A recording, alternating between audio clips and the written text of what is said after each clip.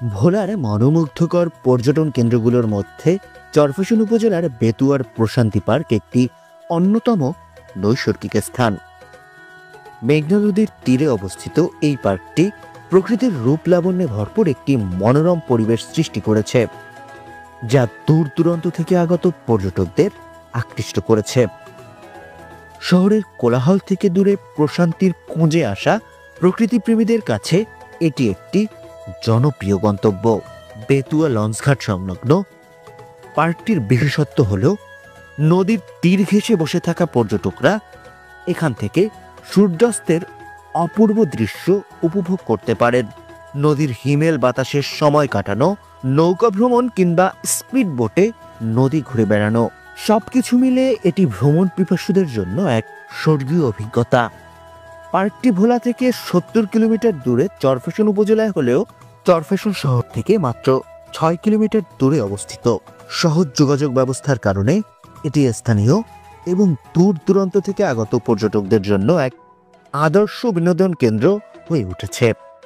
চরফ্যাশন পৌর এলাকার যে কোনো স্থান থেকে রিক্সা, অটোরিক্সা, সিএনজি কিংবা ব্যক্তিগত গাড়িতে সহজেই এই পার্কে পৌঁছানো যায়। পার্কে প্রবেশের কোনো ফি না থাকায় যে কেউ সেখানে ঘুরে বেড়ানোর সুযোগ পান বাধাহীনভাবে। ছুটির দিনগুলোতে এখানে পর্যটকদের ভিড় থাকে চোখে পড়ার মতো। শত শত মানুষ পরিবারের সদস্য কিংবা প্রিয়জনদের নিয়ে এই প্রাকৃতিক সৌন্দর্য উপভোগ করতে আসেন। কেউ নদীর তীরে বসে ছবি তোলেন, কেউ নৌকা করে নদীর বুকে ভাসেন। সব মিলিয়ে পার্কটির পরিবেশ এক উৎসবমুখর রূপ ধারণ করে। পর্যটকদের খাবারের প্রয়োজন মেটানোর জন্য পার্ক সংলগ্ন এলাকায় গড়ে উঠেছে বিভিন্ন ভ্রাম্যমাণ দোকান। চটপটি, ঝালমুড়ি, চা, কফি সহ নানা মুখরোচক খাবার এখানে সহজেই পাওয়া যায়।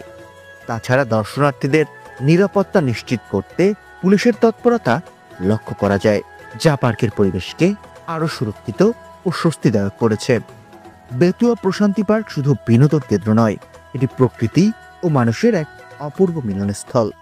নদী, সূর্যাস্ত আর স্নিগ্ধ বাতাসের সাথে একান্ত সময় কাটানোর জন্য এই স্থানটি প্রকৃতিপ্রেমী মানুষদের কাছে এক বিশেষ জায়গা করে নিয়েছে।